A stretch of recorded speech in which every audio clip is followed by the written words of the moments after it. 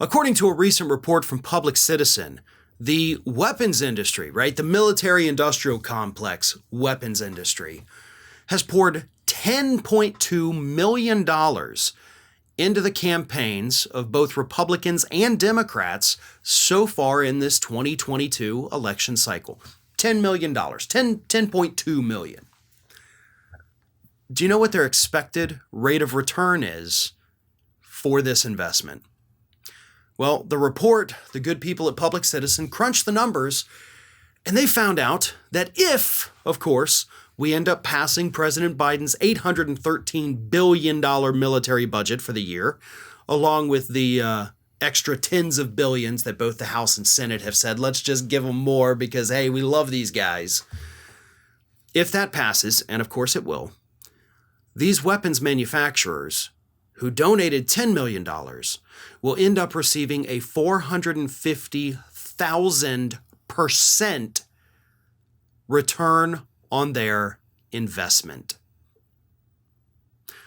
So you put in 10 million and you get back tens of billions. I mean, you'd have to be a fool to not make that investment, right? And as I said, the weapons industry, the military industrial complex, this is not just a Republican thing. This is not just a Democrat thing. They're giving money to both parties. They're giving money to both parties fairly equally because they know that the people they give money to are 3 times more likely to vote in favor of those $800 billion military budgets every year, thus giving them more return on their investment. They've paid off the right people. And they know that.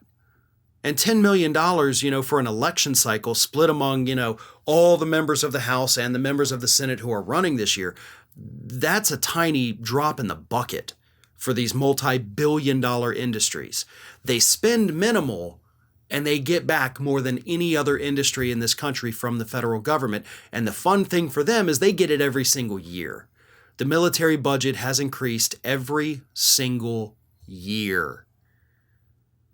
I hope everybody realizes, 2 years ago we were at $740 billion. This year, with the extra extension from the House and Senate, we're going to be at $850 billion. This means, at this current rate, within the next 3 years, our annual military budget will top $1 trillion. And where does that money go, by the way? That's what people have to understand when we're talking about this Pentagon budget. It's not going to give all our soldiers raises, right? We're not building great grand new military bases here on U.S. soil. No, we're hiring contractors to build them overseas. We're using that money to buy new drones, new technology, new weapons, new planes, new bombs, new everything. And all of that money goes to the private contractors. This has to stop. We are going to be a strictly arms-dealing country in a couple years with the amount of money we throw at this.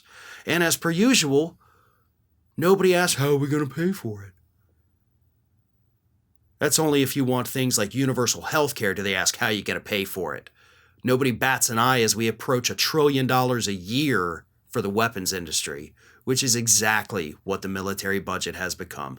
A 450,000% return on investment because this industry has paid off all the right people in Congress. This is Hattie. Hattie wants to know why you have not subscribed to our channel. You obviously like our videos, so do us a favor and subscribe.